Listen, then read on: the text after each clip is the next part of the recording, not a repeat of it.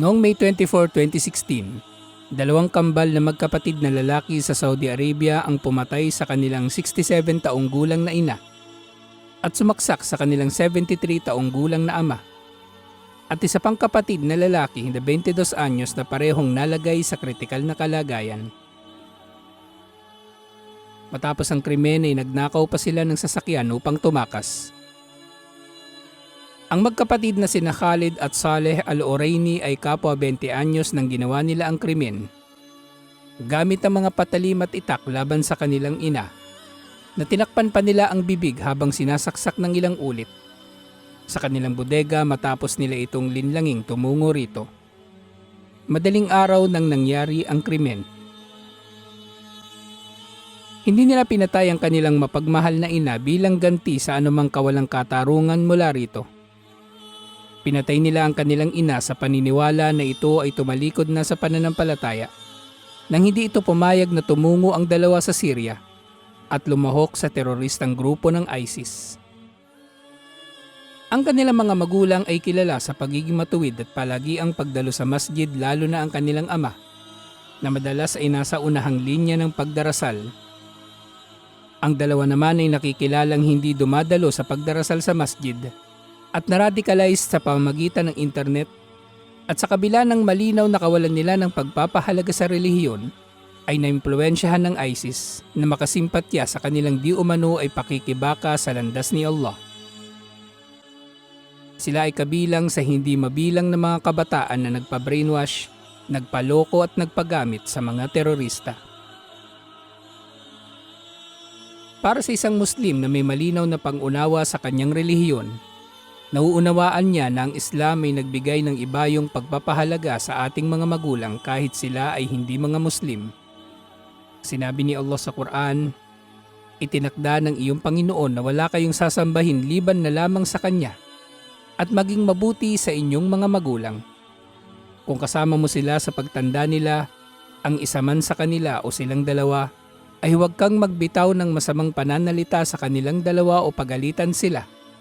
Magsalita lamang sa kanilang dalawa ng magalang na pananalita. Ibaba mo sa kanila ang pakpak ng pagpapakumbaba mula sa habag at sabihin, 'Aking Panginoon, kahabagan mo sila tulad ng kung paano nila ako pinalaki nang ako ay maliit pa lamang.'" Napakagandang pananalita sa Quran na nag-uutos sa anak na maging mabuti sa magulang, lalong-lalo na kung sila ay mga magulang na mananampalataya. Ang parehong kahulugan ng talata na ito na nagpapahalaga sa magulang ay naulit pa sa iba pang mga talata sa Quran. Ang pangaral ni Propeta Muhammad sallallahu alaihi wasallam ay napupuno rin ng aral na ang Muslim ay maging mabuti sa magulang. Kaya paanong magagawa ito ninuman sa mapagmahal na mga magulang na mananampalataya? Hindi ito magagawa ninuman liban na lamang sa baliw. Ang dalawang magkapatid ay nakikilalang hindi dumadalo sa pagdarasal sa masjid kasama ang mga Muslim sa kanilang pamayanan sa Riyadh, Saudi Arabia. Ngunit bigla na lamang din nag-angkin ng pagmamalasakit sa relihiyon sa pamagitan ng jihad, sa pamagitan ng panlilinlang ng mga terorista.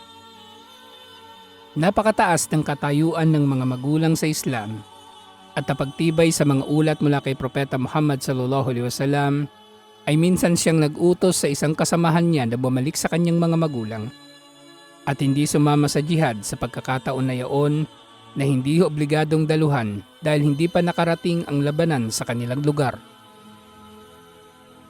Kung nauunawaan ng magkapatid na ito ang kahulugan ng aral na ito mula kay Propeta Muhammad sallallahu alaihi wasallam, ay hindi nila papatayin ang kanilang magulang. Ngunit paano nga nila ito malalaman kung hindi naman sila nag-aaral? Kung hindi naman sila nagpapahalaga sa relihiyon? Sa mga aral ng Islam mula sa Quran at mga sawikain ni Propeta Muhammad sallallahu alaihi wasallam, may hinuhan natin na ang karapatan ng ating mga magulang ay tunay na mataas at tanging karapatan lamang ni Allah ang mas mataas kaysa sa karapatan nila.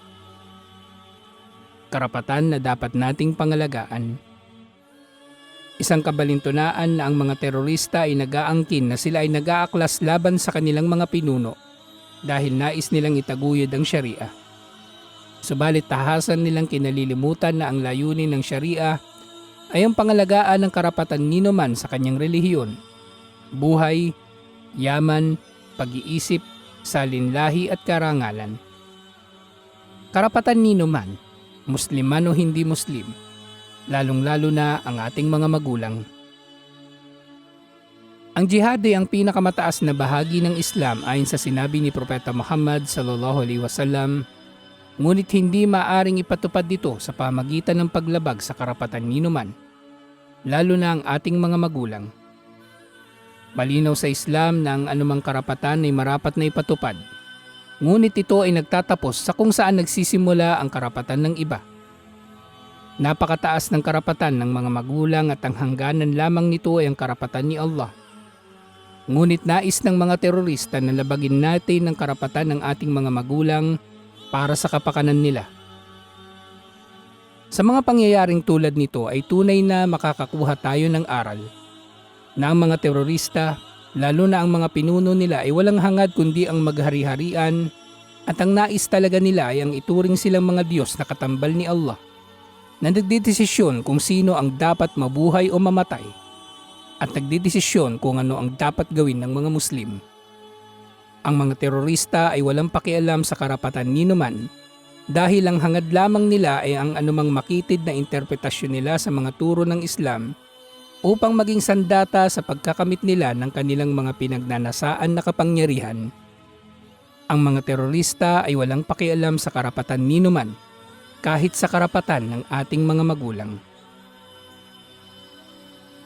Noong March 12, 2022, tuluyan nang napatawan ng parusang kamatayan ang tinawag na kambal na ISIS sa salang pagpatay sa kanilang sariling ina. Wasakin nawa ni Allah ang iba pang tulad nila.